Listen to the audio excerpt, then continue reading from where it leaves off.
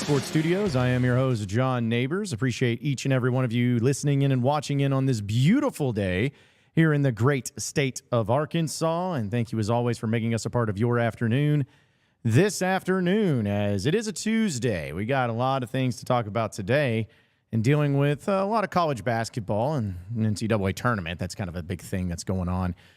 Here it's going to start taking place very shortly.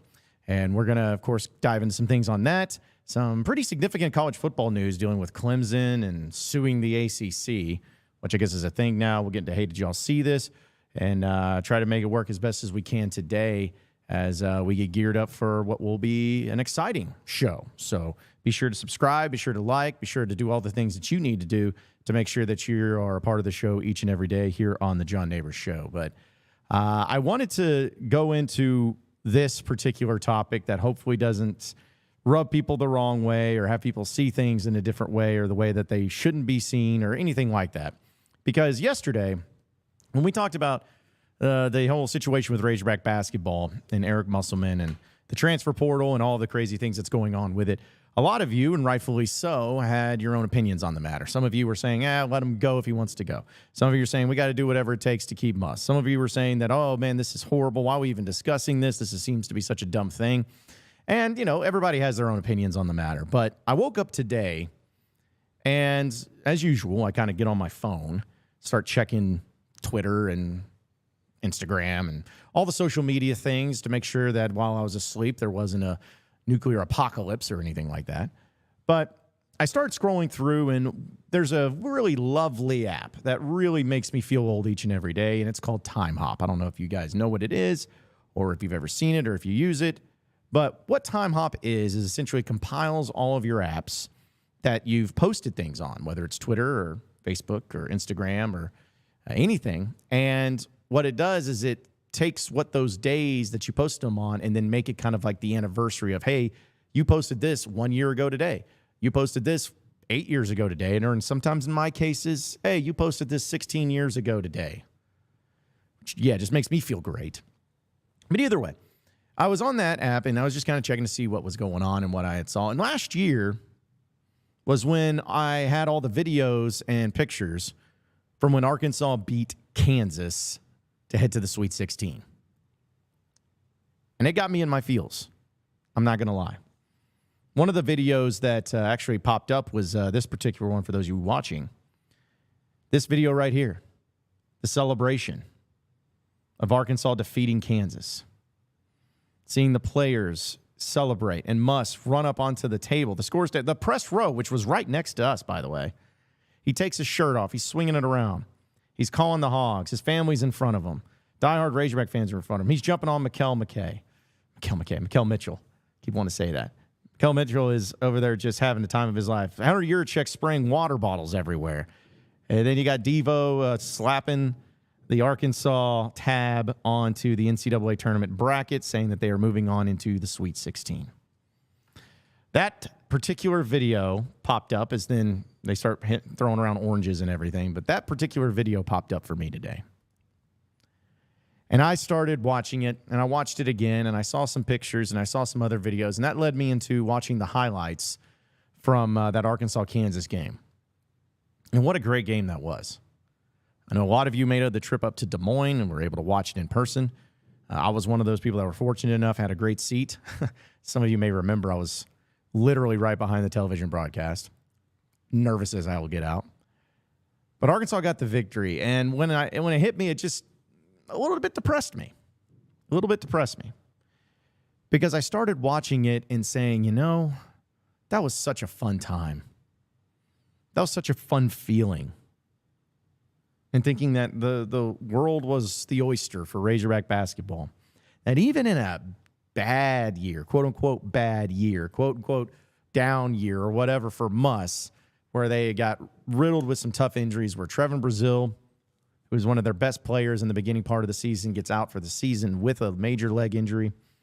Nick Smith, the number one overall player in the entire country, came to Arkansas, and just because of injuries and other things, was never consistently being able to see the court. There was just a lot of problems that were going on. Arkansas didn't have a consistent scorer. Sure, they had Ricky Council that was averaging double digits, and Devo Davis on occasion averaging double digits. I believe he did. But besides that, Anthony Black was great, but he could only do so much. You had guys coming off the bench like a Jalen Graham who was having to help out. Mackay and Mitchell coming in when they could. And a few others. Jordan Walsh, who was a freshman, who was really great in coming on. But either way, it was just a really tough setup. It's a really tough go for most of the season, and that's why Arkansas ended up being a 10 seed. And when they went to the NCAA tournament, they got the draw against Illinois in the first round in an 8-9 game. And I remember driving up to Des Moines, actually, with Curtis and Scotty. We were talking about, I think they'll win. But besides that, I don't see anything happening after that. Well, then, luckily, we were wrong, because Arkansas was able to beat Kansas.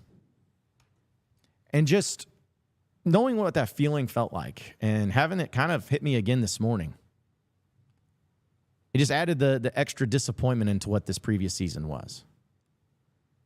Because I felt like, probably like many of you, that if last year you were able to go to the Sweet 16 against Kansas, or beat Kansas to go to the Sweet 16, I should say, and the team that you ended up losing to was UConn, the eventual national champions that railroaded everybody in the NCAA tournament, my thought was always, as long as Muss and Arkansas get into the NCAA tournament, all bets are off.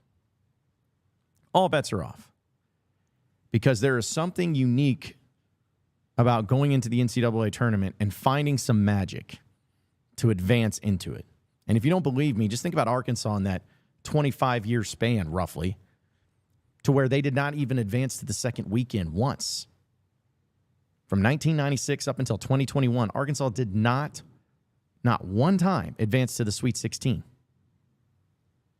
But then you had back-to-back-to-back years where not only you advanced to the Sweet 16 in all three of those years, but in the first two of them, you went to the Elite Eight.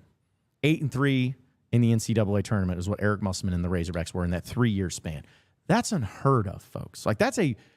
There are certain programs that can do really good at that. I think like Houston's been able to do something significant like that just here recently I'm talking about. I know there's been probably some blue-blooded programs that have had that, but Arkansas was able to pull that off somehow. And I just remember that feeling of not really understanding the significance of it, not really grasping just how awesome it was to do what they did. And that's what made this year so weird, so confusing. We don't have to revisit it. We already know how it went, but it was just so out of character. And there were times that this season I even felt like, hey, just get to March, get to the tournament, fall backwards into it, and all bets are off up until the very end. I kept feeling that way. But so many are down on Razorback basketball right now. I am one of those people. It was a crappy feeling to have the season in the way it did with such high hopes and high expectation. But I'm still choosing to look at it in a different landscape too. And this is what I brought all this up to say.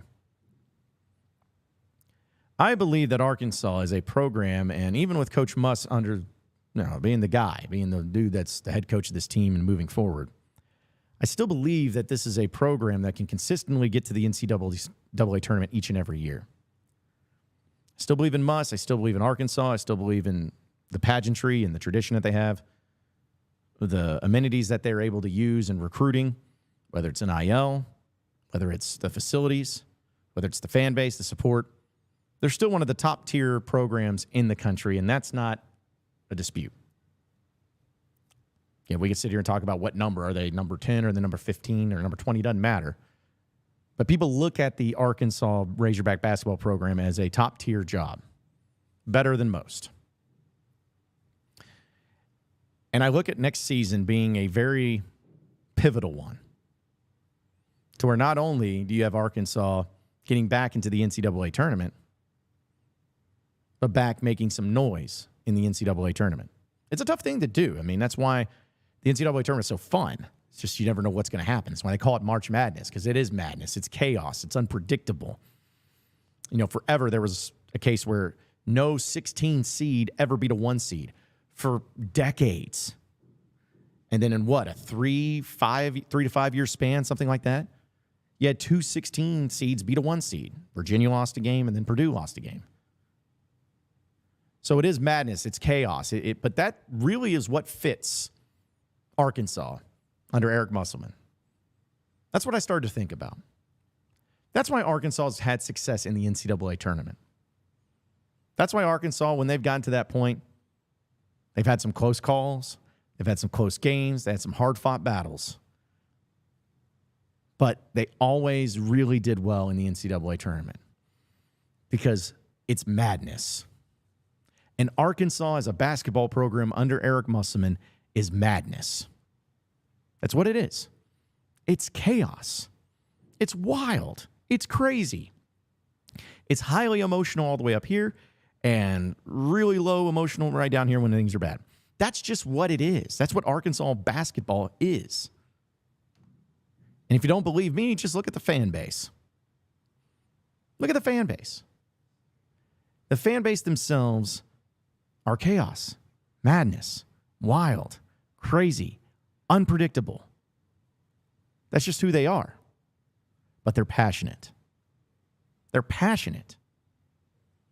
As passionate as anybody you'll ever see. And not only just for particular sports, which we know there's certain sports that are going to be covered more and enjoyed more by fans. I mean, football's number one, then basketball, then baseball, and so on and so forth. But there are a lot of people in Razorback fandom that just look at whatever the sport is. If you're a Razorback and you're having success at it, we're going to go and support it. We're going to enjoy it. I think softball is a great example of that. I think soccer is a great example of that. Gymnastics, great example of that. Like again, you could just go on and on and on talking about these things. But I truly look at the marriage of Eric Musselman and Razorback basketball, and it's just so perfect. It's so fitting. When chaos becomes chaos, it just creates more chaos. And sometimes it can be really frustrating to deal with chaos. Believe me, I know. And when I started this company, I'm not saying it's chaotic, but it has been some chaos here and there. But it frustrates, makes things unpredictable, because we all like to know what's going to happen, right? In everything of our lives. We like to plan, we like to prepare, we like to predict because we feel good about it, we feel confident about it. And then when things go the way that it's planned, we feel ready. But when it is chaotic and it is unpredictable, emotions will run high. You'll start wondering, why is it this way? Why is it that way? Why isn't this working? You try to look for answers, and in a lot of cases, there just is no answers to it. But that's Razorback basketball for you. There's no answers. There's nothing that makes sense. But it's fun. It's enjoyable. It's fitting. And the more I thought about that and looking at Muss last year in those highlight videos and seeing him take his shirt off, I remember people were critical of that. Oh, man, act like you've been there before, whatever. You know, you don't see any other coaches doing that. And I laughed about it because I'm like, you know what? You're right. You're right. I haven't seen any other coaches do that. I don't see other coaches behave that way. But you know what? I don't know of any other fan bases like Arkansas. I don't know anybody that's like the Arkansas Razorback fan base. And I don't know anybody that's like Eric Musselman. So wouldn't it make sense for them to just fit? You know, us against the world mentality, hating everybody equally, not having any sort of favoritism towards anybody else, just flat out being upset, being mad at the world for doubting you and for always putting you down and saying it's like, oh, yeah, well, you're just that little old state of Arkansas. You don't have anything worth noting. You don't have anything worth fighting for. You don't have anything that anybody even cares about. Something that I'm sure, has hurt a lot of his life. Oh, okay, so yeah, you're just this little short guy who's bounced around all these different places, all these different leagues. You never had some high-level success. You've never been able to do anything at a high note. You've had your chances, but you failed miserably. You failed in the NBA. You don't think he's always heard those things too? And that's where his passion and drive comes into play so much. But I love the marriage of Arkansas and Musselman. We saw it last year in the NCAA tournament. We saw it the year before and the year before in the NCAA tournament. And even that first year that Muss was here, you got a glimpse of it at times. Now, Arkansas won 20 games that season and had some pretty nice wins. And I remember how impressed I was after that season came to an end, unfortunately, because of the pandemic. But I remember how impressed I was when I'm like, man, Eric Musselman was able to do this. He was able to make this happen with no legit player over 6'6", 6'7". One of his best players, Isaiah Joe, being out for 5 or so games in conference play, having really only one legitimate offensive threat besides Joe, which was Mason Jones, which everybody knew he was getting the ball, and then they had just kind of a bunch of guys. And they're still able to win 10 games. It worked. It fit. But I just don't think that this team that Arkansas had fit Muss, and I don't think it fit into the culture. It didn't fit into anything. And it's just so disappointing that we didn't get a chance to see what Eric Musselman could have done in a 4th straight year of the NCAA tournament. But I will say this. Eric Musselman is going to be the coach next year at Arkansas. I'm giving you that my final prediction. That's my final prediction. All right? I'm not going to bring it up as far as anything else unless something gets reported. But my final prediction is that Arkansas and Eric Musselman are still together next season. There it is. And if I'm wrong, I will gladly eat crow. But I look forward to that. I look forward to seeing the motivated Muss, the chaotic Muss, bringing in a new bunch of guys, some new players, some new blood, maybe returning some key components. Maybe he adjusts some other things too. Maybe they look for certain guys in the transfer portal. Maybe they just kind of overhaul the whole thing. It doesn't matter. The only thing that matters is that chaos inside of that basketball program, whether you like it or not, is what will always make that basketball program successful in the NCAA tournament. It's March Madness. It's chaos. It's wild. Find me another basketball program with another basketball coach, with another basketball culture that's more unpredictable, more chaotic, and more maddening than Arkansas. It fits. You may not like it. It may frustrate you. You may just want to pull your hair out all the time. But, folks, it fits. We're going to talk more about some of the things going on in Razorback land, and I know it'll get to some of your comments, I'm sure, at some point in time, too. But I want to remind everybody that here at Natty State Sports, we are brought to you by Signature Bank here in Arkansas. It's banking redefined, and there's a lot of reasons that you can bank with Signature Bank. I mean, they do it all when it comes to your personal checking or your savings or your business or anything like that. They're always finding ways to get involved and to be a part of everything that you have when it comes to your finances. They're personally invested. They're business-minded. They're community-focused. They're right-sized, and they're forward-thinking, which you hear all those words and you're like, okay, those sound great, these little cliches, but what does it actually mean? Well, the thing about Signature Bank is that when you walk in there, it's not going to be this massive bank that have all these people where you're like, these people don't care about me. I'm just walking in here trying to do something small, and they're always just going to be overtaking me. Like, it's not that way. But it's also not a bank where it's so small that you walk into, you're like, I don't even know if this is going to work. They seem like they don't have enough people. It's the perfect size bank for you to be able to make sure that they are investing in you just like you're investing into them. They're going to take care of you. They're going to help you in any way possible. And they're always going to make sure that you feel comfortable and feel welcome every single time that you walk through their door. So be sure to check out all of their great locations across the state of Arkansas that are conveniently located. And also check out their website at www.signature.bank.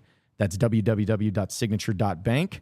They are the bank here of Natty State Sports and of the John Nabors Show. So be sure to check it out and them out, as I know they will make sure that they take care of you just like they take care of us here at Natty State. We're going to take a commercial break. When we come back, we're going to continue to talk about some of the things going on in Razorback land, as well as get into some national news. Also, your Arkansas update. Don't want to forget that.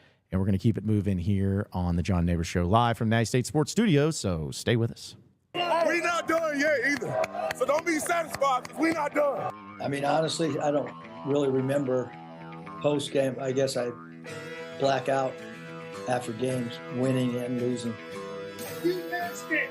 You missed it. You missed it. Just tell me you missed it. I'm not going to go there with you, Dave. Why not? And that will be the last question I answer with that hat on.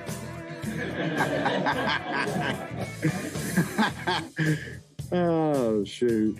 That is why Arkansas is fantastic. Yes, sir. And I didn't like the game, but I'm glad I was able to walk off the floor again and deep inside and have that funny feeling that, hey, one more time, Horns. Best guys, I know it's a tough time for you. The coach is gone, but you got a new coach now, and you got to listen to what he says.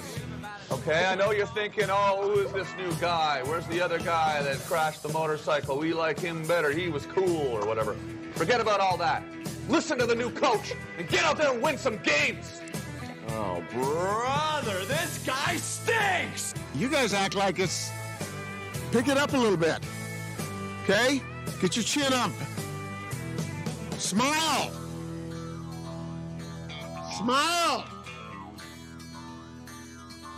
Okay? Dang, you guys, all right? If not, I'm not talking. I'm so excited. Red. Oh. Guys, I've got just one thing I want to say to you. Touchdown, Arkansas! I was a teacher today. Told those boys, welcome to the SEC. Well, Fayetteville is 1,843 miles away, but the call of the Hogs can be heard all the way to San Francisco. Well, stick my dick in the mashed potato. Go Hogs. Powered by Arkansas, for Arkansas. Every time you put a mic in my face, I'm going to say Arkansas. The John Nabors Show is live from the Natty State Sports Studios. All right, welcome back into the John Nabors Show here live from the Natty State Sports Studios. Appreciate each and every one of you listening in and watching in on this beautiful day here in the great state of Arkansas. And thank you, as always, for making us a part of your afternoon this afternoon. And, folks, I know we talk basketball, but I want to remind everybody, I'm not doing it just because it's ours and it's our thing. But I'm telling you right now, when it comes to transfer portal season for the Razorback basketball team, if you have not checked out nattystatesports.com and have not been following Curtis Wilkerson and Scotty Bordelin, then you are making a major mistake, because they are literally on top of it. Each and every day they're giving updates on nattystatesports.com to guys that Arkansas has contacted that's in the portal guys to watch for, guys that may enter into the portal to watch for. They have a roster tracker to make sure that they're keeping up to date on who's still on the team and who's not on the team, who's entering into the portal and who's not. And they're doing a great job with Pod at the Palace, too, one of our many great podcasts here at Natty State Sports. So for all of your basketball news and everything that to keep up to date and on all the information there, just visit nattystatesports.com, check out the Pod at the Palace, or just follow those guys on social media and on Twitter, because they're doing a great job of killing it there in the transfer portal. Which, and it's so crazy that this is something I just thought of. Like, it's not like it's so mind-blowing, but it's like the fact that the transfer portal is as big of a deal as what it is now, and how it is taken over everything when it comes to how people are looking at recruiting. Like high school, I don't even give a rip about high school recruiting anymore, especially in basketball.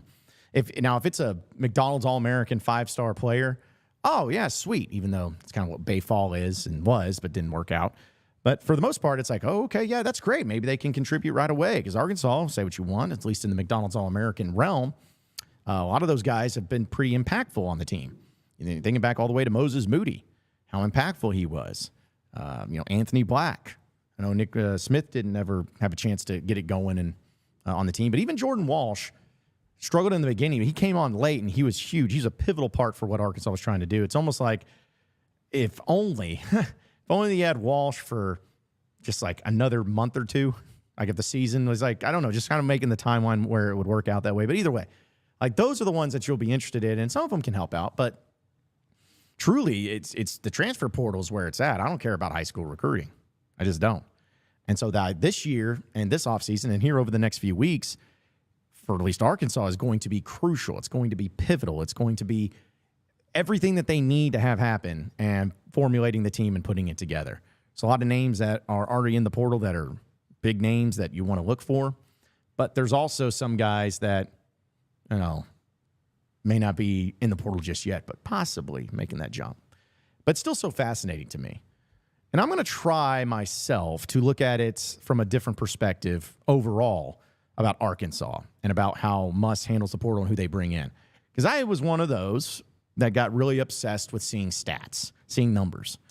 I remember last year, and one of the reasons why I felt so good about this team going in, especially offensively, so I'm like, man, you had this guy, Caleb Battle, that can score anywhere. You had Jeremiah Davenport, he's a great three-point shooter. You had, Tremont Mark, who could show in glimpses that he could score a lot of points.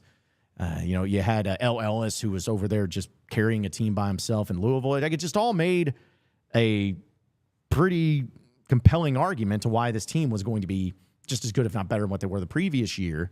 Because one of the things that Arkansas seemed to always lack under Muss, and I know, trust me, people have talked about it, was offense, three-point shooting and offense. So on paper, the transfer portal looked really good. But obviously the season didn't go according to plan.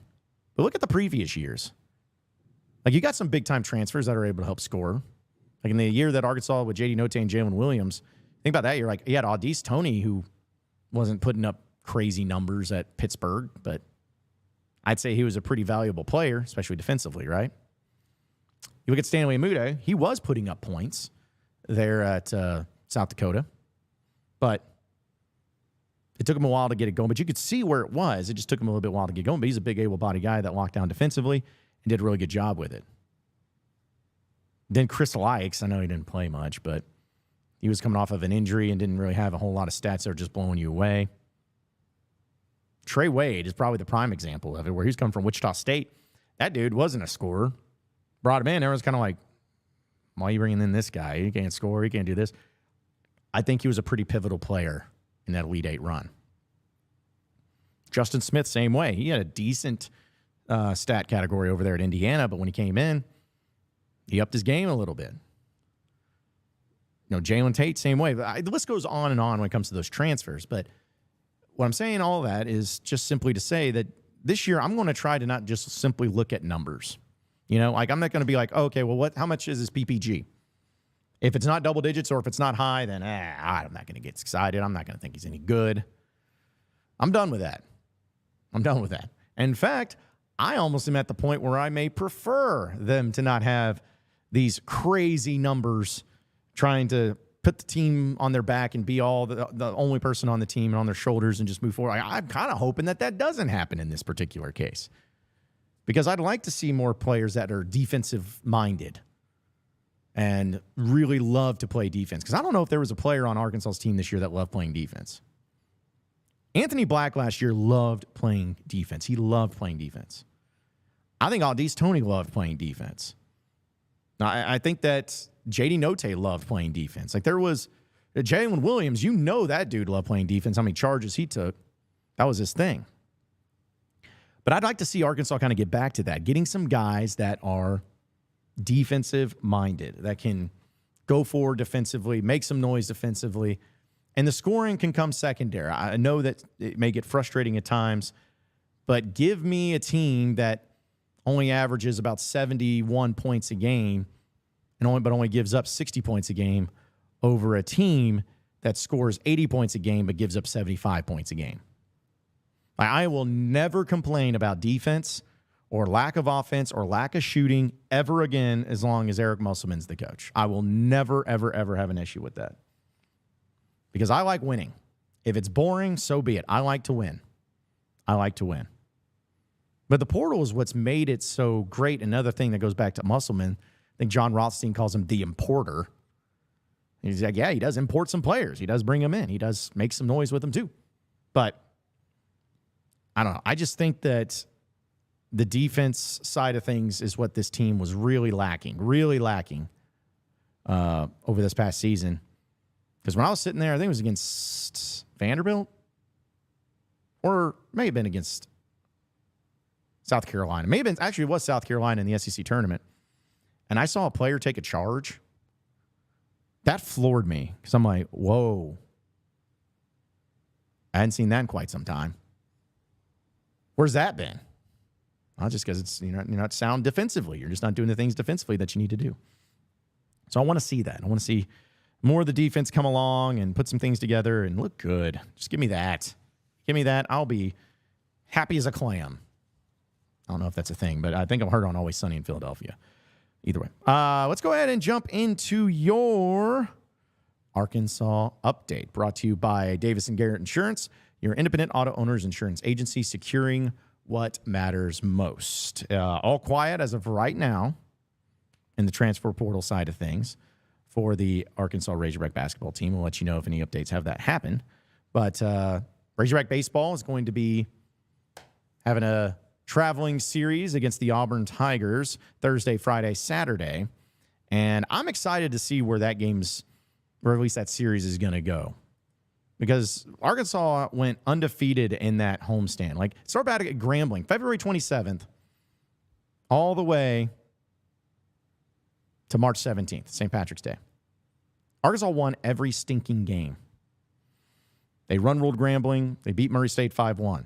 Run-ruled Murray State 11-1. Beat them 5-3. Beat UCA 9-7. Beat McNeese 3-1. Run-ruled them 11-1. Run-ruled them 18-5. Oral Roberts beat 4-2. Missouri 8-0. Missouri 6-0. Missouri 9-1. Like, just getting it done and getting after it. But it's a road series in the SEC, and Auburn, as of right now, is ranked 23rd in the country. So you're talking about a top 25 matchup. And I think that Arkansas is one of those teams on the list of Auburn that they're targeting. We're like, hey, we're welcoming in the number one team in the country and a team that's really hot right now. Let's see how it plays out. Let's see how they do.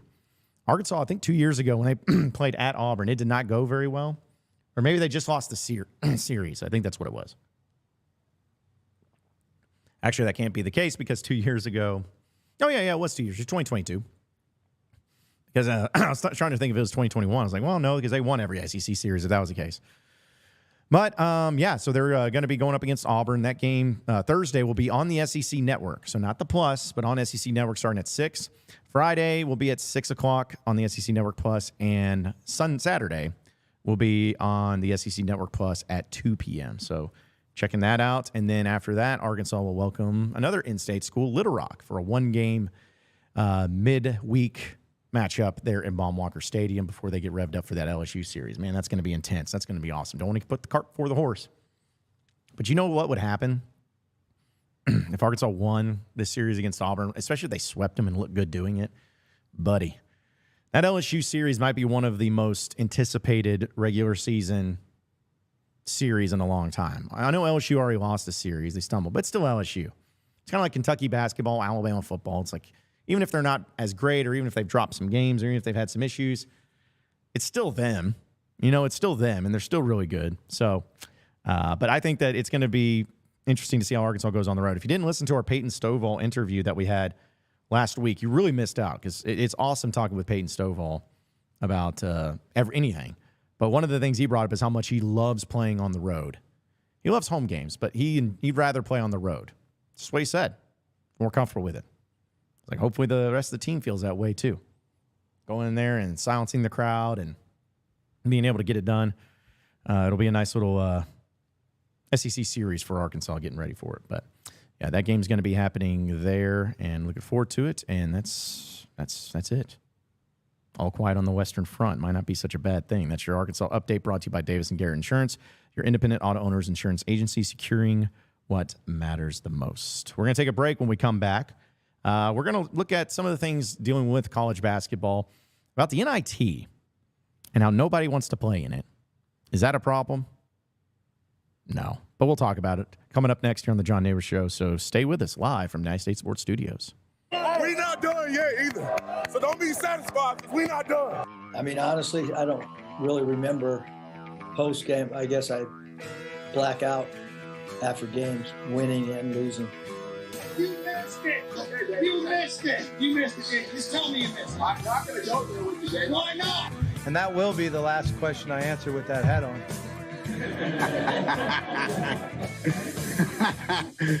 Oh, shoot. That is why Arkansas is fantastic. Yes, sir. You know, and I like, I didn't like the game, but I'm glad I was able to walk off the floor again and deep inside and have that funny feeling that, hey, one more time, Horns. Best guys, I know it's a tough time for you. The coach is gone, but you got a new coach now, and you got to listen to what he says. Okay, I know you're thinking, oh, who is this new guy? Where's the other guy that crashed the motorcycle? We like him better. He was cool or whatever. Forget about all that. Listen to the new coach and get out there and win some games. Oh, brother, this guy stinks! You guys act like it's... Pick it up a little bit. Okay? Get your chin up. Smile. Smile. Okay? Dang, you guys, all right? If not, I'm not talking. Big Red, so excited. Big Red. Oh. Guys, I've got just one thing I want to say to you. Touchdown, Arkansas! I was a teacher today. Told those boys, welcome to the SEC. Well, Fayetteville is 1,843 miles away, but the call of the Hogs can be heard all the way to San Francisco. Well, stick my dick in the mashed potatoes. Go Hogs. Powered by Arkansas, for Arkansas. Every time you put a mic in my face, I'm going to say Arkansas. The John Nabors Show is live from the Natty State Sports Studios. All right, welcome back into the John Nabors Show here live from Natty State Sports Studios. Appreciate everybody listening in and watching in on this beautiful day here in the great state of Arkansas. As I know, we've been talking a lot of basketball and a little baseball too. And I think Razorback fans are just kind of waiting on the baseball side of things to get going once conference play really, really gets going. Start to see what this team's made of. Because I think basketball is going to overtake a lot of people here over the coming weeks. And also with the LSU series, I'm not complaining. I'm not complaining about the LSU series, so just getting that out there. But I will admit, it does kind of suck that same weekend is the Arkansas Derby and Easter Sunday. Now, I'm thankful that they're at least doing a Thursday, Friday, Saturday series for LSU. But on Saturday, I'm going to be at the Arkansas Derby. I love going to the Arkansas Derby, and I got to do some politicking while I'm down there. But that and also being Easter, it's going to be a busy, busy week. So that will be a time I think Razorback fans will also maybe start getting really interested in baseball with the LSU series. And then after that, I think it really opens up. And especially once things start quieting down for Razorback basketball, they start knowing what this team looks like, who's staying, who's going, everything. So I think you'll start to hear some of those things as time goes on. But still, it's going to be fun to see how that all plays out. But either way, there have been some news, at least for college football, which we'll talk about. But I wanted to bring this up first. Dealing with the NIT. Because the NIT, for those of you who don't know, or at least maybe that you haven't cared too much about it, the NIT has been something that it's just ridiculous that people feel a certain way about it. And I got this, of course, from Barstool Sports. But I wanted to bring this up in particular because this is talking about players who don't want to play in the NIT or teams that don't want to play in the NIT. Tom Crean, who, say what you want about him. I actually don't mind Tom Crean, but he is a guy who's a pundit there on the SEC network and ESPN and everything. But he kind of went off on teams declining their NIT invites, and he really didn't hold back. So take a listen. There's no question about it. I would want to coach. I would want to develop my team. You've got bigger staffs than you've ever had. There's plenty of time for the portal. There's plenty of time to talk to recruits. There's plenty of time to negotiate NIL deals. There's not plenty of time to play. There's not plenty of time to get your players on the floor and give them a chance to get better. There's not plenty of time for guys to continue to play that may never get to play again. And that, to me, is absolutely ridiculous. It's each coach's choice. I get it. But if you take away a chance to play the games, to put your team on the floor, let them opt out. All right, the bowl season has it all the time. Let it happen. Who cares? Give your players and coaches a chance to keep coaching and playing, and don't shortchange. If a guy doesn't want to play, go sit down. If a coach doesn't want to coach, go recruit. But there's got to be enough people to put 5, 6, 7 people on the floor and go play. Makes absolutely zero sense to me. Okay, so let's talk about this, folks. Let's talk about this. I am not sitting here saying that you need to play in the NIT, or I'm not saying that he's wrong. Let me put it that way. I'm not saying that Tom Crean is wrong for wanting players and teams to play in the NIT. Because I get it. It's NIT, whether you like it or not, is something that's been around for a long time. Some people have said it's always, for the 69th best team. Nice. If they end up winning it, they didn't get to the tournament. But there used to be reasons to play in the NIT. Because there's still extra basketball. You still got the coach. And you still, honestly, got more time to develop players. And it's kind of like being in a lesser bowl game when you go 6-6. It's like it had some sort of meaning to it and some sort of benefit to a team and to a program for playing in it. But now, I don't think so. I'm not so sure. Because of the transfer portal and the portal window, and because of teams that are going to be moving on from players, there's not going to be much developing or whatever, and teams don't really want to play in it because it's like, what does it do for you? What does it help you out with? What's the point of it? Like, at the end of the day, none of it really matters. None of it matters. It's just there. So why would any coach or any player want to play in it? Because say Arkansas and Muss, for instance. They didn't get an invitation to the NIT, but say if they did. I would have wanted them to turn it down. I would have expected them to turn it down, and I wouldn't have been upset if they turned it down. Because what's the point in that? Well, who does that? You got to weigh the options here. What's more important if you're Arkansas basketball right now? Playing in a meaningless tournament that's not going to give you anything that nobody's really excited about? Or hitting the ground running on transfer portal and recruiting and getting your team assembled heading into next year? It's this one. I would rather any team move forward and try to do everything that they humanly possibly can to make that work. So this idea that they just, I don't know about this. I don't like this. They're quitting on them. They don't want to play. It's nonsense, man. That's so dumb. I am fine, totally fine with everybody turning down invitations to the NIT. Can you name who won the last 5 NIT championships? I can't. I cannot. And if you can, good for you. But I can't. So these people that are mad if people are declining invitations to the NIT, it's a different game now, folks. It's all different, whether you like it or not. It's just all a different thing. So stop complaining about it so much. Good grief. Also in some football news, I wanted to bring this up because this is something that I know the crazy landscape of college sports right now seems to be overtaking so many things and having some crazy factors with it. And one of them being Clemson suing the ACC, suing the conference that they are a part of, similar to what Florida State has already done. So check this out.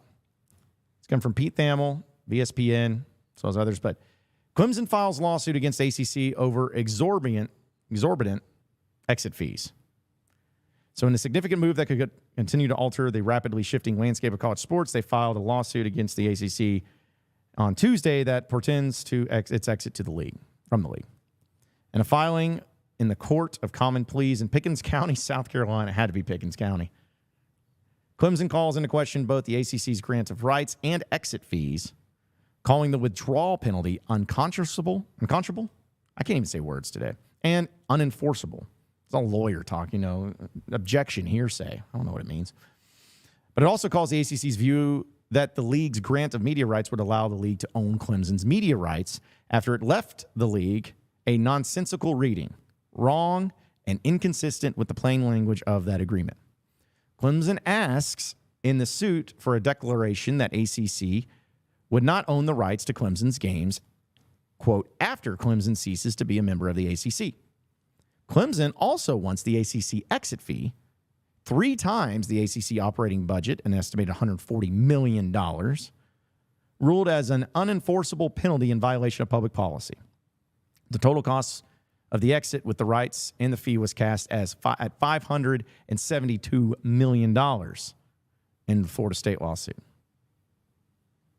Florida State was the first one to do it, but the Clemson suit is significant because it indicates that the league's 2 clear-cut football powers and only college football playoff participants who play annually both want to leave the league.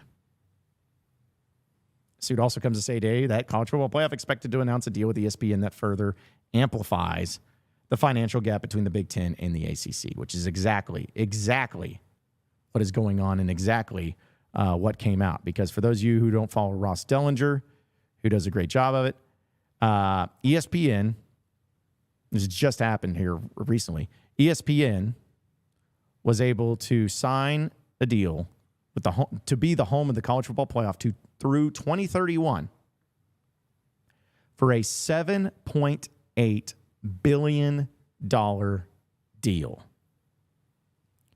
$7.8 billion for the college football playoff and ESPN to run through 2031.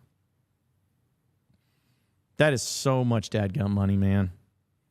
So much money, but it kind of just tells you where everything's at in the college football landscape. The powers have shifted so much that nobody even cares anymore, man. Like, they don't care about what conferences say or what the NCAA says. The powers have shifted. The powers are those who are the ones that get the money. Right now, the SEC and the Big Ten are the conferences that are, without question, the most powerful. SEC is more powerful than the Big Ten, but the Big Ten is holding their own too.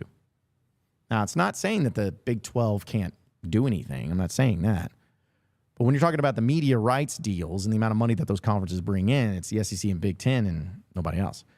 So with Florida State and Clemson putting together these lawsuits and suing the ACC, it certainly gives the vibe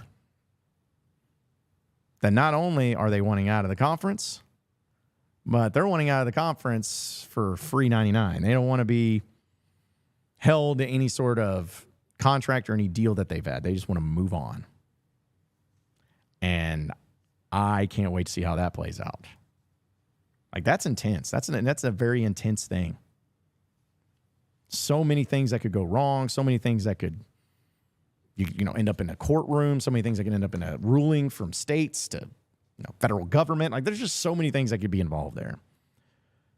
But I really hope that it's because Clemson and Florida State are going to join the SEC. That's my guess. That's my... You can call it a reckless assumption. You can call it a ridiculous assumption either. And most of the time, you'd probably be right. But I think it's well within the rights of Florida State and Clemson to approach it in this manner. Because if they approach it and where, hey, we hold all the cards, you guys are throwing stuff around that doesn't make sense, we're going to break off, we're going to make all that money, and we're going to go to a different conference, and we won't want to be a part of the ACC anymore, they're going to win it. They're going to win it. Find me a team in college sports history that wanted to leave a conference and was unable to do because of legal binding contracts. Like, at least the ones that we publicly know. Anybody that ever wanted out of a conference, they got out of the conference. They moved on. Forget the lawsuits, forget anything. They made it happen. So that's how I feel like it's going to happen here with Clemson and Florida State. I kind of hope they join the SEC. I remember when originally expansion was happening and the SEC expanded to 14 teams. I wanted it to go to 16 teams because I wanted it to be, all right, you get 2 teams from the west side of the SEC with A&M and Missouri. But then you add in 2 from the east side of the SEC. And the ones that made the most logical sense, Florida State and Clemson, especially at that point in time, because both of them were perennial powerhouses in college football. So when Jimbo Fisher was at Florida State winning championships, it was also when Clemson, of course, with Dabo, really got their thing going. So I feel like that's probably going to be inevitable with those 2 teams joining the SEC. That's my guess. I don't know when it'll be. I don't know when it'll happen, but it'll probably be sooner rather than later. But some of you are thinking like, well, Arkansas being in the SEC, I'm telling you, like, I've mentioned it before. I'm going to mention it again. Frank Broyles did so many great things for the University of Arkansas athletic department. I mean, he built this athletic department into a place of greatness and success. Hired a lot of great coaches. Not saying that he was without any mistakes or without flaws at all, because I don't think any athletic director isn't. But, hiring Nolan Richardson when he did, and the unheard of, first black coach in the South after going from Eddie Sutton, and knowing that there would be backlash from it, and look what it turned out to be. Being able to hire some really high-end football coaches, sometimes you should have kept them, and sometimes you should have hired other ones, but still, Arkansas had a pretty great run. Lou Holtz did a great job. Even Ken Hatfield had a success, especially winning the Southwest Conference. Felt like he kept Houston Nutt a little too long, but hey, he also hired Dave Van Horn. He hired John McDonnell, not just for the big sports. So point is, all those great things that Frank Broyles was able to do, the greatest single thing, lone decision he ever made is getting Arkansas into the SEC. I just think back of the what-if situations into that. Getting Arkansas into the SEC, I guess I was alive at the time, but I wasn't old enough to really remember. But it was a significant thing because the Southwest Conference was made up of just Texas teams and then Arkansas. Everything was based in Texas. Texas got everything. Texas got the benefits. Texas got the money. Texas got all of that. And Arkansas was always just on the outside looking in, and they got tired of it and fed up with it. So guess what? They left. They jumped to the SEC. And just from what I remember reading about it, there were people that thought that it wouldn't impact Southwest Conference, or they'd still remain firm, keep it going, maybe add some teams. No. It broke them apart. It was the beginning of the end. You had some significant teams join the Big 8 at the time, but then became the Big 12, like Texas, Texas A&M, Texas Tech. Baylor was the other one too. And other ones just kind of jumped down from being in a Power 5 conference going to other conferences. But still, it just changed everything. Looking back on that decision, I mean, you can say what you want about the SEC and officiating and the screw job that they give. And most of the time, I will 100% agree with you. I will be like, absolutely. There's no question about it. That's a bunch of crap. But honestly, I wouldn't want to be anywhere else. Because I'd be afraid that Arkansas would be one of these teams that got left in the lurch. Like if Arkansas was in the Big 12 leading up to Oklahoma and Texas joining, or even leading up to Missouri and A&M joining, do you think that the SEC would be extending Arkansas an invite? No. Once they settled into those 12 teams, that was a long period of time, close to 20 years, where they were set. I guess it was over 20 years, where they were set with those teams of the 12. And really the main reason they expanded, at least in my understanding, from going from 12 to 14 and adding Missouri and A&M was money, plain and simple. But also because you had 2 teams from 2 different states that could add in 2 different or multiple television markets. Because I remember kept thinking when the talk was going around for expansion, I was like, why in the world would we want Missouri or A&M? Like, no, you need to go get some of those big-time programs. Because we're a big-time program here. You need to get those other big-time programs. But it made sense. It was like, hey, we're not in Texas. Let's get Texas. Well, say what you want about Texas A&M. Their fan base is massive. There's a ton of money, and they bring in television markets. Missouri, maybe not as much as A&M, but bringing in the Missouri or the St. Louis and the Kansas City television markets are pretty sizable. So when they brought them in, I think everybody just kind of knew. It was like, hey, this is about money. This is the way that they're doing it. And that's fine. I mean, I think it's worked out fine. Wasn't as bad as what I thought it would be. But then when Texas and Oklahoma joined, that was a whole nother, that just really rocked everybody. COVID happened, that started it, but the Texas-Oklahoma jumping from the Big 12 to the SEC, mind-blowing. But those are significant programs with significant fan bases, significant money that they're bringing in. But when all that happened, do you think Arkansas would have even been on their radar? I mean, I love the state of Arkansas. Don't get me wrong. That's why I'm here. That's why I haven't moved and lived anywhere else. That's why, Natty State Sports, you see the logos all around on this video. It's based loosely on the state flag of Arkansas. I love Arkansas. But I don't think anybody was going to be saying like Greg Sankey or Mike Slive, whoever's the commissioner of the SEC, there in the late 2000s and early 2010 saying, you know what, we really need to jump into that Little Rock market. We need to get into that growing Northwest Arkansas market. That's a big moneymaker. No, they would not have. They would have been like, that's cute. Fine. All right. Yeah. Come on over here. Somebody else. I don't think they would have done it. But then people are probably like saying right now, oh, well, but Missouri, they welcome Missouri in, but you don't think they welcome Arkansas in before Missouri. Hey, listen, Missouri, yeah, I hate them. They're dumb and they suck, but geez. I mean, St. Louis and Kansas City are two sizable television markets. That's one thing Arkansas does not have. So I'm not so sure. But I'm thankful for it. I'm thankful that Frank Broyles did it to getting him into the SEC, because now we can sit here and we can talk about some of the great things that Arkansas has been able to accomplish in the SEC. I know that there has been some ups and downs, but winning a national championship in college basketball when joining the SEC, being one of the early pioneers and really one of the early programs in baseball to put the SEC on the map of where it has been and where it's becoming. Razorback track, need I say more? And the programs that have come along with it. Even football, say what you want about it. People forget. Oh, Ole Miss, Ole Missouri, Mississippi State, all this. Folks, Arkansas has played in the SEC championship game in football 3 times. Now, I know they haven't won any. Trust me, I know. But, Mississippi State's only played in that thing once. Ole Miss has never played in it. So, it's still a pretty great feat. Point is that Arkansas belongs in the SEC. They don't need to go anywhere else, and nor should they ever. But I'm thankful that they are in this conference. I'm thankful they're in the SEC. Nobody's suing the SEC. The SEC is the mob boss. Do you guys remember? I know you do.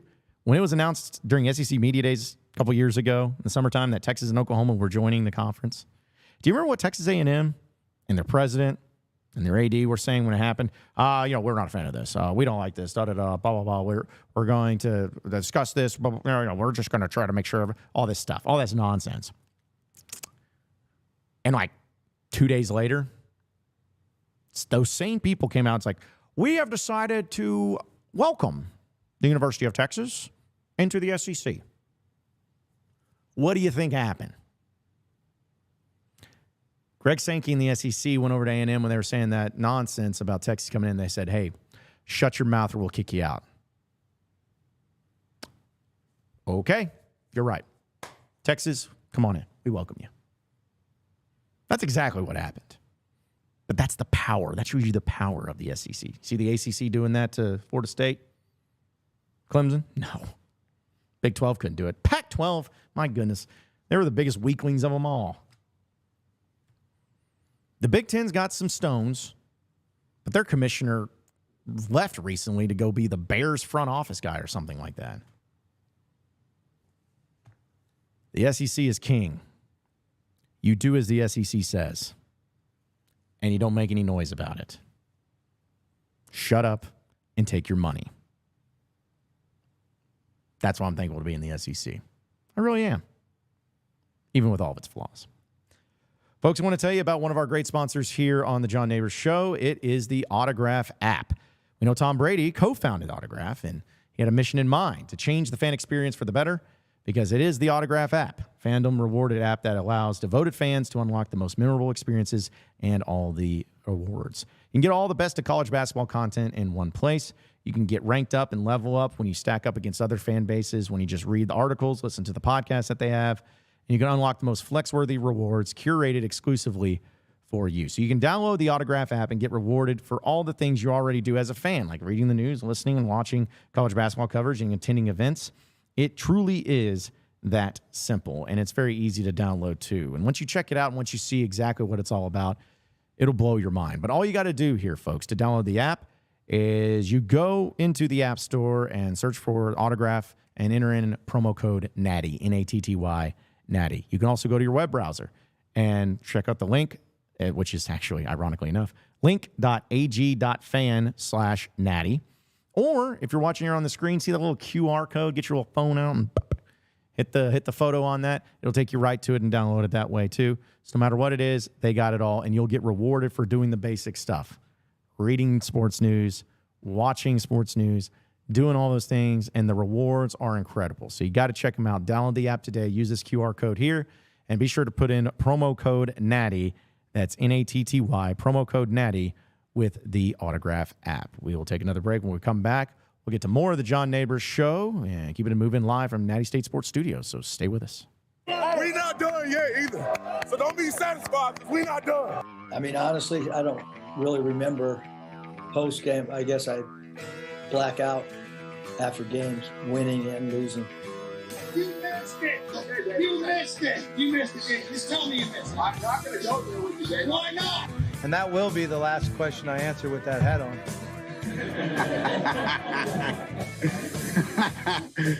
Oh, shoot. That is why Arkansas is fantastic.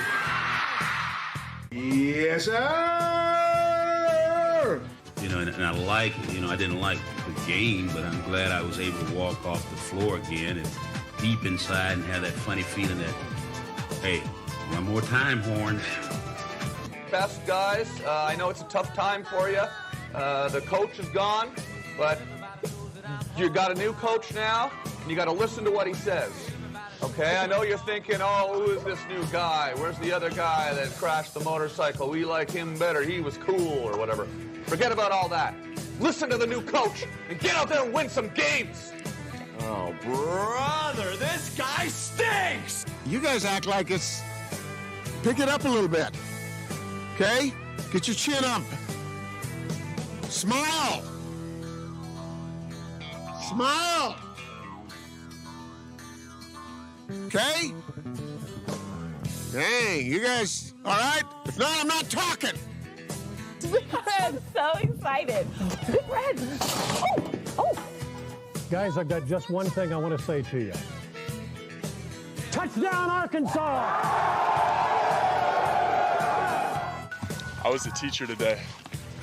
Told those boys, welcome to the SEC. Well, Fayetteville is 1,843 miles away, but the call of the Hogs can be heard all the way to San Francisco.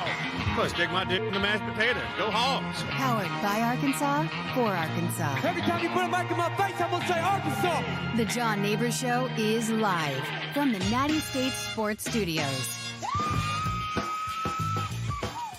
All right, welcome back into the John Nabors Show here live from the Natty State Sports Studios. Appreciate each and every one of you listening in and watching in on this beautiful day here in the great state of Arkansas. And thank you, as always, for making us a part of your afternoon this afternoon as we are here on a Tuesday. And something I wanted to start doing here on the show. I'll see what you guys think about it. Hopefully you like it. Probably won't. Probably scream at me, but it's fine. I can handle it. I want to do on Tuesdays a Top Tuesday. Probably top 3 Tuesday. And what essentially it is just topics that get brought up of top moments in specifically Arkansas. Could be football, basketball, baseball related. But just go through and kind of give my thoughts on what I think the top 3 moments, games, players, like anything. So if you ever have any sort of suggestions for that or anything you'd like me to give my thoughts on and talking about, hit me up. John Nabors Show. It's my social media handle, Twitter and Instagram. Make it happen. But I felt like it was only right for this being the NCAA tournament week in Arkansas. It's not in it, I know. But there's actually a discussion I was having with some friends of mine, and I thought it was really good, is asking about the top 3 NCAA tournament games I watched. Now, this is just for me personally. I'm not as old as maybe some of you watching, but just for me, it goes into this. Now, also, what's funny and ironic about that is I mentioned the stretch that Arkansas did not do very well in the NCAA tournament. Like, it was a long, long time that Arkansas really won a lot of games. In fact, from the Stan Heath era taking over in the 02-03 season all the way to before Muss arrived, Arkansas had won 3 NCAA tournament games. 3. John Pelfrey won one his first year with all of Stan Heath's players. They beat Indiana, who didn't even have Kelvin Sampson on the team anymore because he had been fired. They won that game. Arkansas beat Wofford in Mike Anderson's first NCAA tournament appearance. And, oh yeah, of course, can't forget. Arkansas was able to beat DePaul, right? Yeah, I think this is wrong. Okay, sorry. The reason I was bringing it up because I thought that it was the page I'm looking at. I think it's wrong. Pretty sure it was DePaul. So I'll double check it while we're sitting here doing live. It's fine. It's no big deal. It's not like you guys are waiting patiently for me to start saying things and talking and all of that. But either way, 3 wins, though. And the Arkansas Razorbacks were able to do in a 20-plus year span. Not great, Bob. Not great. Seton Hall, sorry. That didn't even say Seton Hall either. It was said Providence. It's not that. Seton Hall. My apologies. Either way, 3 NCAA tournament wins in that span. So I don't remember a whole lot of them, personally. But I got to ask the question. I've been lucky enough to see 8 wins over the past 3 years, just like all of you. So what I would say, if I'm going 3-2-1, my top 3 moments, I would say my third favorite Razorback NCAA tournament game, which is tough. Man, y'all are going to yell at me so much for this. It was the Gonzaga game. That's my third one that I've watched. Because that was a game where Arkansas, of course, was underdog. Gonzaga was beastly. That team was so good. You had Chet Holmgren. You had 3 guys that were like 6'11" or taller. They were just really good. And the number 1 overall seed. Going into that game, not a lot of people gave Arkansas a chance in it. I wanted to say they were close to double-digit underdogs at that time. But, yeah, people just really weren't thinking that Arkansas was going to do anything worth their salt. And it was tough because Arkansas really didn't have a huge post presence. I mean, you had Jalen Williams, but that was it. Stanley Amude could play tall, but didn't really have anything else. But Arkansas went into that game and shut down a Gonzaga team, which also, throw this out there, folks, Gonzaga was averaging 90 points a game. 90. Arkansas held them to 68. And the reason I really love that game, at least it's in my top 3, is because I remember feeling good going into it. Like, I didn't feel good going into Kansas last year. I didn't feel good going into some of these other games. Like, Arkansas New Mexico State was a low-scoring, disgusting game the game before, but I didn't feel great about it. I didn't even feel good about the Vermont game that Arkansas had in the 4-13 matchup. That was not an easy one. But I felt good about Gonzaga. Maybe it was overconfidence. Maybe it was cockiness. Maybe it's just me and being a Razorback fanboy, as I get told so many times by all you loving fans that I am, which is fine. But I felt so good about it when Arkansas went in there, and I saw in the first half they were doing what they needed to do. They got Chet Holmgren in foul trouble. I was like, man, this is it. Because Gonzaga, say what you want about them. I mean, they're a really good basketball program. Mark Few's a good coach. He's yet to win the big one, which is a stain on his otherwise pretty good resume. But he's a good coach. They're a good program. They got good players. I mean, they had the number 2 overall pick in the NBA draft, Chet Holmgren, on the team. So they were good. But if you remember watching this game, I wish I could show highlights if I didn't get in trouble for it. But if you go back and watch that game, you could see Eric Musselman peak coaching. He outcoached Mark Few. He went into that game. He had time, a couple days to go into it, or a few days to go into it, because it was the Sweet 16 matchup, and it was always about, hey, give Muss 4 days or more to prepare. He went in there with a game plan up there in San Francisco. That's why I always love hearing that clip of Jim Nantz calling it and playing it back on my show. He went in there with a great game plan. And it showed. They had no answers for Arkansas's defense. Arkansas was making big plays. J.D. Notae's doing his thing. Adis Toney was playing great defense too. I mean, everything about it was just awesome. And the feeling I had going back again to the Elite Eight from the previous year and knocking off Gonzaga, having everybody talking about it, and a rematch against Duke, which I know Arkansas ended up losing, like that was just a perfect scenario. Staying there in San Francisco, Arkansas and Duke facing off against each other, which was Coach K's last season with the Duke Blue Devils, which was really, like, it was cool at first, but then it got really annoying because over there in San Fran, when we were covering it in the media, it was always about Coach K. That's the only thing anyone cared about, Coach K, Coach K. Nobody cared about Arkansas. In fact, felt like most of the questions that Eric Musselman and the players got asked was about Coach K. But I really found it funny after Arkansas lost, though, in the press conference afterwards. Of course, Jalen Williams upset. J.D. Notae's up there, Muss, all the players. But I remember J.D. Notae was asked about a certain play, and he just goes strictly like, he's like, we didn't, can't expect to get those calls when we go up against a team like Duke because they're going to get those calls. Just straight up like he didn't care. And then I remember Muss laughing and Jalen Williams laughing, and I was like, that's a great moment. But still, that was probably my number 3, just that feeling and everything. My number 2 will be last year's Kansas. Now, no, a lot of you were just like, what? The time they beat the number 1 seeds? Those two games, those neither one of those are your number 1? Stay with me. But the reason I say Kansas is number 2, because I remember last year vividly, and I was talking about it in the opening about being there in Des Moines. It was great because that was really also the first time Arkansas fans didn't have to travel an inordinate amount of away from the state to watch an NCAA tournament game. Indianapolis wasn't too bad, but it was still COVID and all that stuff was going on, that nonsense. And then you had Arkansas go up to Buffalo and then over to San Francisco the next year, which was absurd. Like that was so dumb that Arkansas had to do that. They took care of it, but still, it was dumb. But Des Moines is not that far. I think from the Northwest Arkansas area is I think it ended up being 6 hours, 7 hours, something like that, if that. It wasn't too bad. But going up there, you limped into the NCAA tournament. The only reason you were there is because you got a great net ranking. You finished 10th in the SEC. You didn't look great. People were frustrated with the year, but it's like, hey, they're going to the SEC, or they're going to the NCAA tournament. Let's see what happens. And they played at Illinois, and they beat the crap out of them. And that's like one of the games I think I least remember the least amount of watching the Illinois game.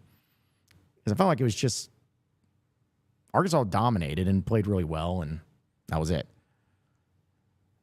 But I felt like, okay, well, it's going to stop when they play Kansas. Kansas is defending national champs. It's Kansas. They got Grady Dick. A lot of great players. It's going to be a home game for them because it's not too far of a travel for them over there in Lawrence. And it's like, that's fine. You lose to Kansas. No shame in that. So when the game was going on, I was watching. I was like, all right, well, cool. Let's see how it goes. All right, whatever. And then Arkansas got down 10. And if you remember that whole season last year, anytime Arkansas got down by double digits, it was curtains. They were not coming back. They blew leads all the time. Every game, it seemed like Arkansas was blowing a lead. It seems similar to this year at times. They were blowing leads. They went on offensive droughts forever. And when you're going up against a team like Kansas and you're down 10, you're down double digits, and especially in the second half, it ain't happening. Until something clicked. Something happened in the game. Muss had been going through different rotations, putting in different guys all season long, just depending on the matchup. And he was a heavy rotator in that too. But something happened when you had Mekhi Mitchell, Devo Davis, Ricky Council, Jordan Walsh, and Anthony Black.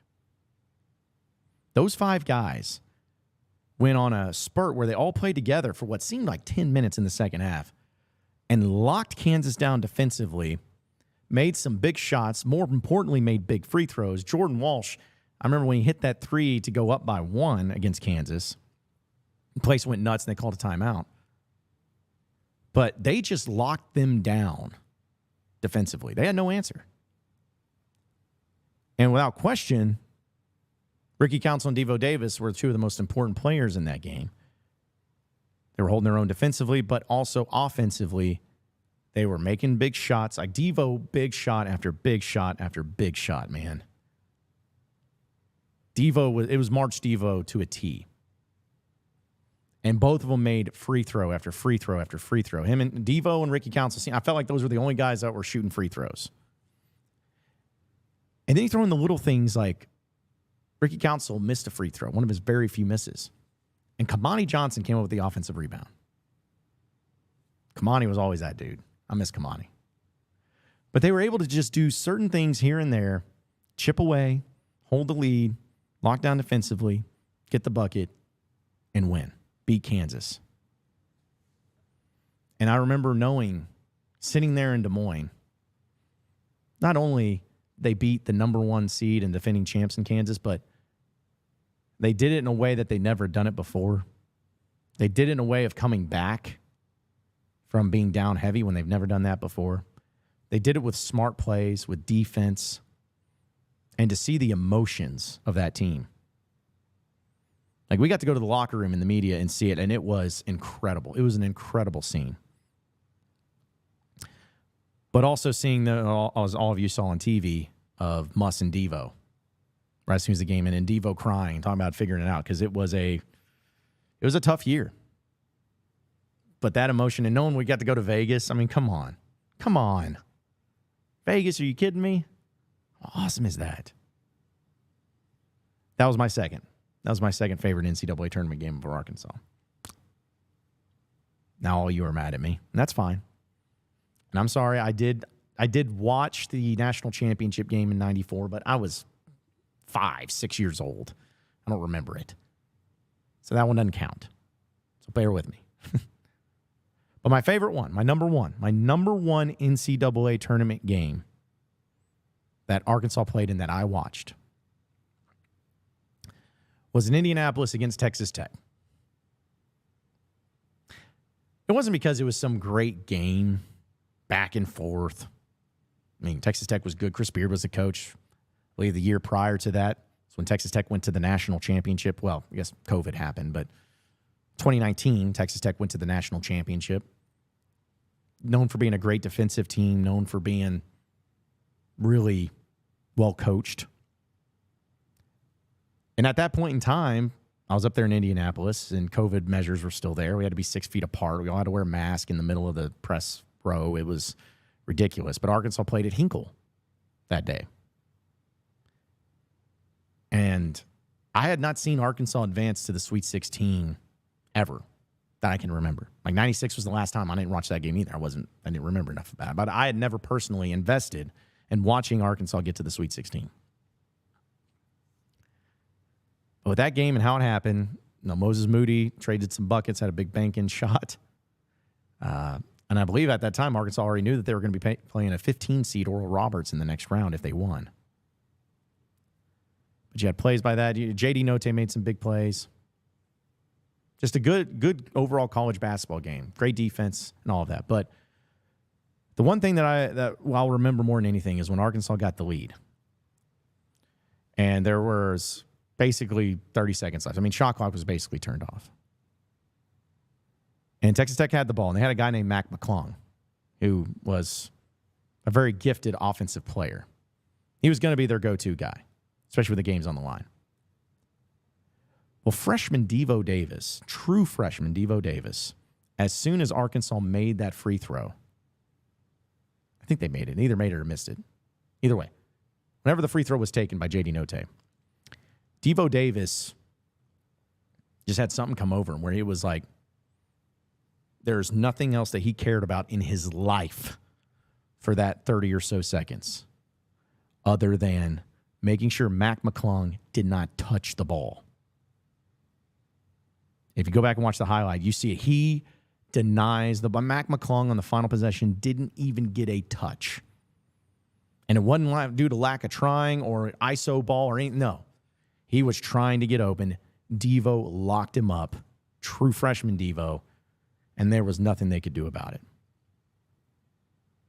They had to settle for some other shot. They try to drive inside. Kevin Harlan's on the call. They go too strong up against the backboard. Note gets the rebound, sprints down to the other end. And Arkansas goes to the Sweet 16 for the first time since 1996. Now, if you really want to know why, this is going to be a funny story and probably one that you guys make fun of me for, but that's okay. But you don't want to know why that game meant so much to me and why that one stands out to me is because I remember I was in press row. Again, COVID measures 6 feet apart, all this stuff. And when you're in the media, you can't cheer. You're not supposed to cheer. And I don't cheer. I don't. It's not professional. It's a working press box. There's none of that allowed. So you kids out there, if you ever get in the media, just know, don't do that. And I've done well with it. I've never done it before, and I'm never going to. I'm never going to cheer in a press box. But when I was there, and I had that mask on, like those little masks that you had, and you just witnessed something like that, something you had wanted for so long,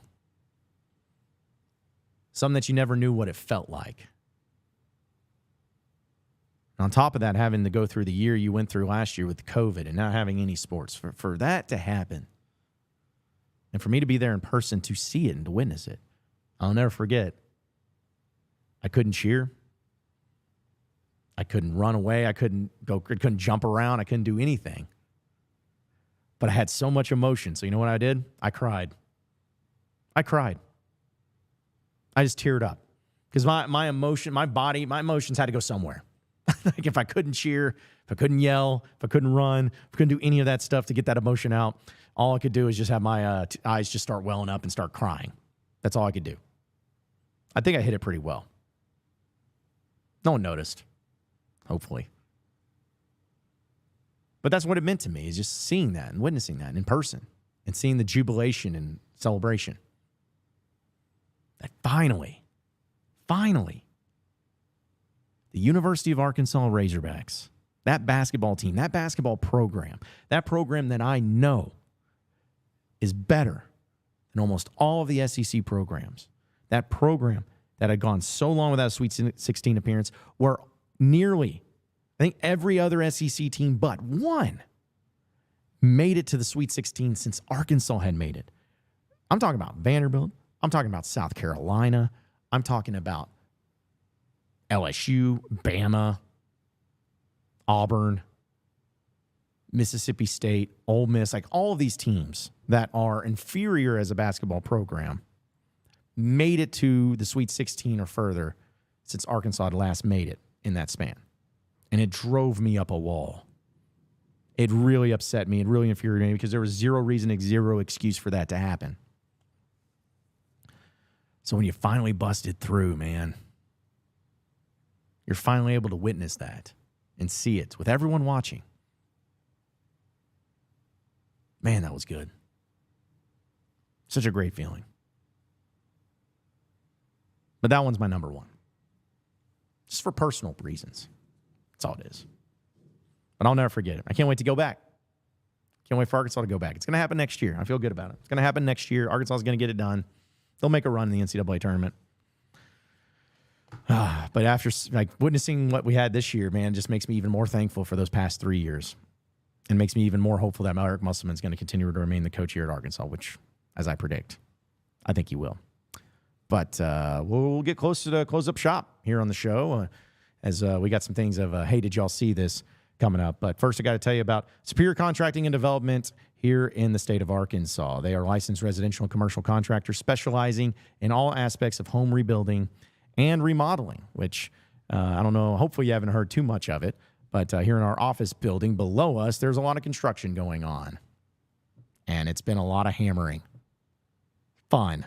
But, hey, when you're talking about residential and commercial contractors, those are the guys that will take care of you no matter what it is, interior and exterior.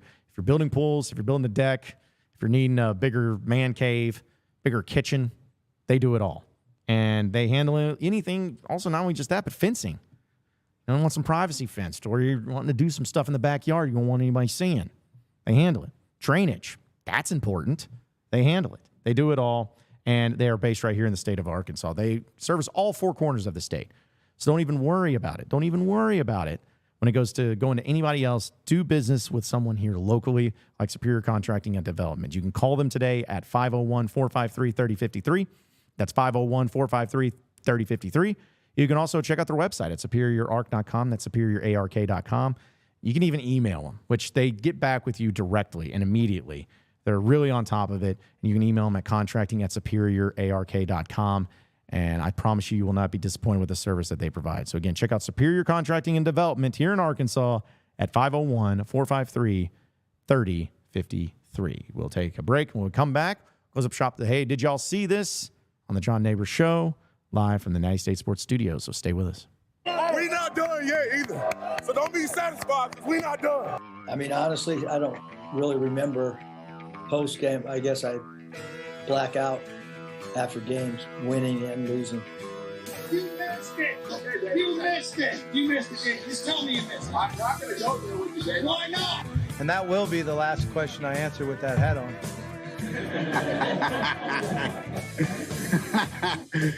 Oh, shoot. That is why Arkansas is fantastic. Yes, sir. You know, and I didn't like the game, but I'm glad I was able to walk off the floor again and deep inside and have that funny feeling that, hey, one more time, Horns. Best guys, I know it's a tough time for you. The coach is gone, but you got a new coach now, and you got to listen to what he says. Okay, I know you're thinking, oh, who is this new guy? Where's the other guy that crashed the motorcycle? We like him better. He was cool or whatever. Forget about all that. Listen to the new coach and get out there and win some games. Oh, brother, this guy stinks! You guys act like it's... Pick it up a little bit. Okay? Get your chin up. Smile. Smile.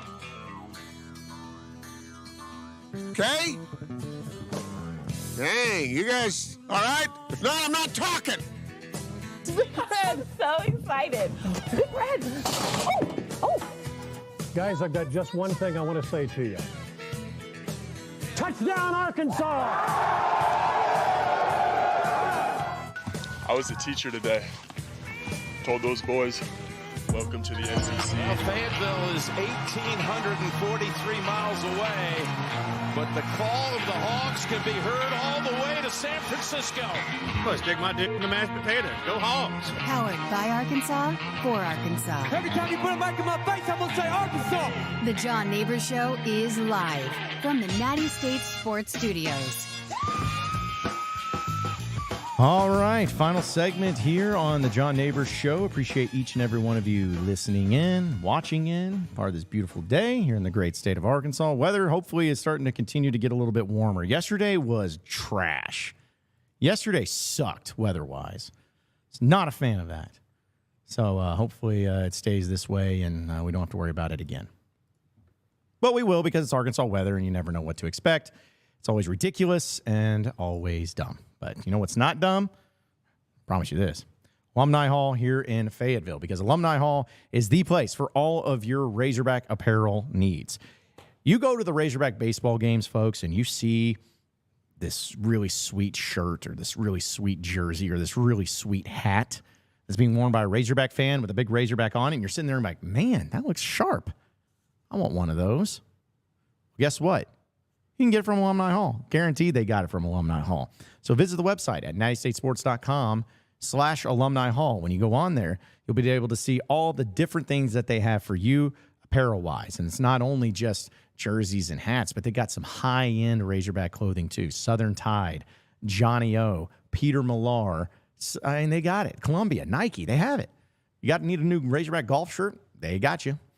If you needed some sort of T-shirt that looks really cool and unique, they got it. You need a Hawaiian shirt? They got it. So check them out today. Again, nattystatesports.com/alumni hall. They got it for men, women, children, even the dog. and they have everything, and including decorations too. So not just for great apparel, but be able to have great decorations to go along with it. Promise you won't be disappointed. So check them out today. Again, Alumni Hall here in Fayetteville, and go to the website at nattystatesports.com/alumni hall. All right, let's get into the, hey, did y'all see this segment? It's actually one of my favorite segments because it's so, it gets over the top a little bit. Sometimes it's sports related, sometimes it's not. But I like to have fun with it. That's really to me what is the most important thing about this segment is just things that I find funny. I don't know if you do, but I do. And it is it's a pretty fun thing to discuss and to be talking about. So let's see. Where do we even want to start? Good grief. There's so many random stories here. All right. Let's do some sports stuff, shall we? Yeah, we'll start with some sports stuff. I wanted to bring this up yesterday, but kind of ran out of time here.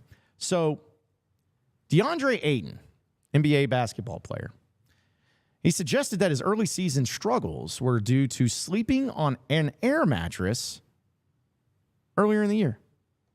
According to NBA Central, who was the one tweeting about the story, it says DeAndre Ayton said sleeping on an air mattress earlier this season could have contributed to his early season struggles. It says, my body just wasn't ready. You'll forget the humane difference of me adjusting to everything. That included something as routine as getting proper sleep, just being comfortable and waking up. I didn't have a bed for quite some time. I was on an air mattress trying to figure this out. What? My man. Like, are you kidding me? You know how much money that DeAndre Ayton makes? Like he's like a millionaire. And he's talking about having to sleep on an air mattress? Why? Why were you having to sleep on an air mattress, dude? That's this type of stuff. Like, did no one ask a follow-up to that?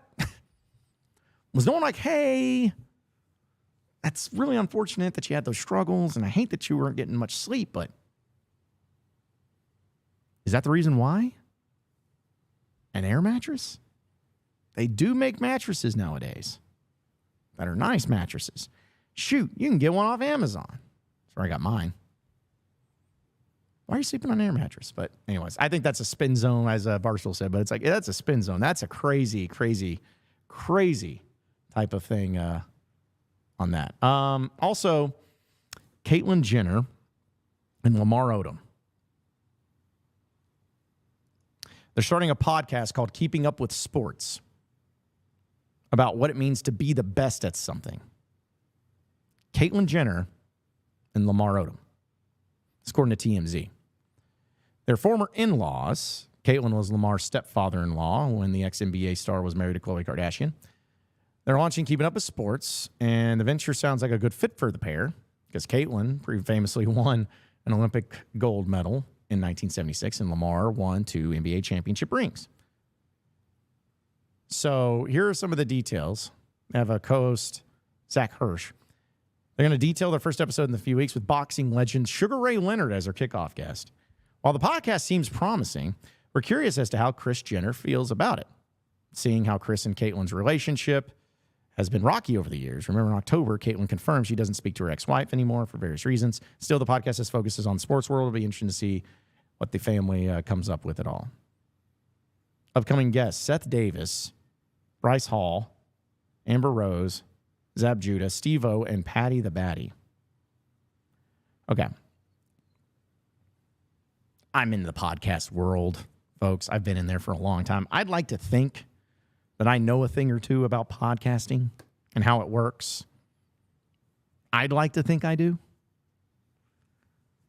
This might work, but I just find it so interesting where it's like, when you talk about a unique spin on sports, here in Arkansas, there's not a lot of podcasts, to be honest. Like, we have a great podcast network here of Pod at the Palace, Bombastic Podcast, Pod of That Nature, the Boss Hogs podcast with the Arkansas offensive lineman. Like, we had a lot of great podcasts here. I even do a podcast on the side, many of you may know, the Locked On Razorbacks podcast. I've been doing that for a long time. It's the number one podcast in the world when it comes to all things Razorbacks. And I know there's probably a few others. But there is ways to be unique and to have unique spins on how you approach certain topics and games and whatnot. Because Arkansas just doesn't have that many. But I feel like if you're just talking about generic sports, and if you're celebrities, like what unique spin are you going to put on it? Like what unique approach are you going to have? And looking at some of your guests, it's like, what? If it was an entertainment thing, maybe. But sports? And maybe it works out. Maybe it ends up happening. But I saw that. I was like, okay, all right. That is weird. But good luck to him. Hopefully it works out for him. Let's talk about this. Jim Harbaugh, he's going, I keep forgetting he's at L.A. now. I keep forgetting he left Michigan and goes to L.A. But he's having a garage sale at his Michigan house before he moves to L.A. This is literally his house in Michigan. They're legit having a garage sale. Like, imagine what would be some of the cool things in there, like set up. I was trying to think if I could get a close look on anything. It's a bunch of snow globes. Guess they're a big snow globe family. There's a lava lamp over here, a sewing machine. I don't know what this looks like. Maybe some speakers. There's a lamp. A lot of clothes. Oh, I see a Michigan football little T-shirt here, the Jordan brand. So, okay, that's legit. I didn't think see anything other unique in there in that pile of stuff. Yeah, just a bunch of clothes and whatnot. But either way, like I saw this and I was laughing about it because first off, it's kind of ridiculous when you think about Jim Harbaugh doing a garage sale and having it just at his house like, hey, come all. I'm in a garage sale, trying to get rid of this stuff before we move to L.A. I respect it. I think it's fine. But then also part of me is like, I hate garage sales. Let me rephrase. I hated working garage sales. I'm sure your family may have been the same way, but I remember my family having garage sales at times. It wasn't all the time, but it was at times. And I remember I hated it as a kid because first off, stuff that I may have liked or stuff that I wanted got thrown to the garage sale or some other snot-nosed kid was going to get it. Something that I wanted or maybe I still wanted to keep. Mom's like, no, got to give it up. Goes to the garage sale. So some other old brat got to get it at a discounted price. But also you just had a bunch of strangers showing up at your house and like looking through it all and seeing what they could find, see if they have any treasures, which I'm sure there may have been some treasures found. And they made reality shows off of garage sales for crying out loud. But I just could not imagine like wanting to do a garage sale. Give it to charity or something. Like who's setting this up for Jim Harbaugh?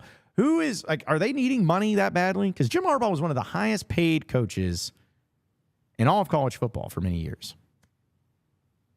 And I know he's making good money where he's going to L.A. So why not just like donate it? Why even deal with the hassle of a garage sale? That's my thing. Wouldn't it be easier just to call up Salvation Army or something like that and just be like, hey, it's Jim Harbaugh. I got a lot of crap I'm trying to get rid of. Can you come to my house and take it all? Thanks. And I bet you they would. Somebody would. But I just don't understand why he'd want to do with the hassle of going through a garage sale. That's impressive. Like, do they have, like who's running it is what I want to know. Like, is it him? It can't be him. Surely it's not him. Is it his wife, family members? Just some random person sitting out there? They take cards? Venmo? I just have so many questions about this. I couldn't imagine that for all that. For Jim Harbaugh to do a garage sale. It's just funny. Some entertainment news. I'm a big James Bond fan. I love the James Bond movies. It's one of the things that my dad and his dad, my grandfather, had together. They'd always see the James Bond movies together. And my grandfather passed, and now it's more of a thing that me and my brother and my dad do. So I've always been a big fan of James Bond movies, and I love the Daniel Craig movies. I mean, I love all James Bonds in their own right. Some of them were better than others. But the Daniel Craig ones were pretty good. Of all those, I actually like Skyfall more than Casino Royale. Both of them were really great, but Skyfall was kind of my movie. Either way, Aaron Taylor Johnson has been offered the role of James Bond. Now, for those of you who want to know who he is, of course, according to insiders, it's kind of interesting to see of what it's going to be like. I mean, come on, like I don't know. Like I remember when Daniel Craig was casted. I don't know what that is. I don't know. I remember when Daniel Craig was casted right here. Like so many people were upset because he was blonde for one, and they figured that like, oh, not only was he blonde, but he was kind of like rugged. You know, it wasn't like the suave, smooth talker he wasn't, Pierce Brosnan. Yeah, he was this kind of this brute. People weren't sure about it. And then it came out and they're like, okay, yeah, I get on board. It worked out. But like when talking with Aaron Taylor Johnson, if he ends up getting it, I'm not going to be like, oh, this is terrible. This is not James Bond. It's absurd. It should never happen. It might be really good. I just want to know what direction they're going to take. Are they going to try to continue on with kind of the vibes of the Daniel Craig James Bond? Because that one was like intense action movies. Or are they going to go more towards the beginning parts of the James Bond life? How he became? I don't know. There's just a lot of different things that they could do that with. So, and finally, Hollywood forced Ewan McGregor to have an intimacy coach on set. Those who don't know what an intimacy coach is, it's someone who helps you in those scenes to be appropriate and to get through them, making it look real, but not actually making it real, which is fine. But what's ironic about this is not only did he have to have an intimacy coach on set, but it was while he filmed a sex scene with his wife, his smoke show wife. That's her right there. Like, that is a wild thing. Apparently, Mary Elizabeth Winstead is her name. And Ewan McGregor, according to the article, it says they used one to help choreograph their sex scenes in the forthcoming Paramount Plus series, A Gentleman in Moscow. Despite being married for nearly 2 years in a relationship since 2017, the couple were happy to be guided through the amorous scenes as they believed it was still necessary.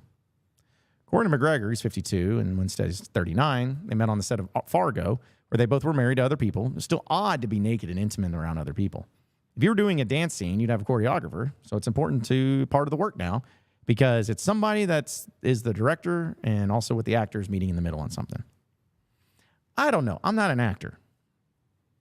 But I just feel like it would be strange for me to be someone who's my wife and having to film these particular scenes and needing a coach for that. It's like, they've done it. Like, they've had it happen many times, I assume.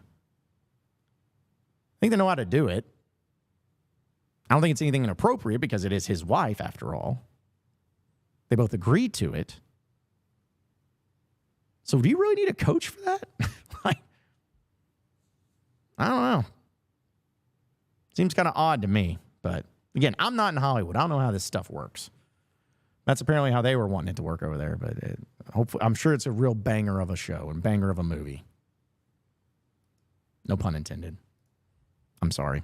I got to end it on that after that fact. That's terrible, but it's still funny, pretty funny. Either way, appreciate all of you listening in and watching into the John Nabors Show. Be sure to like and subscribe to the show as well as all of our other great content here at Natty State Sports by going to our Natty State Sports YouTube page and checking out all the podcasts wherever podcasts are found that way too. Follow us on social media. So we're going to have great coverage for all things Razorbacks and beyond. So you got to be sure to check it out. But if you ever have anything for me, you can get after me on social media, the John Nabors Show, for any questions, comments, concerns that you may have, and we'll keep it going from there. Same podcast time and same podcast show tomorrow afternoon. Have a great rest of your night, folks.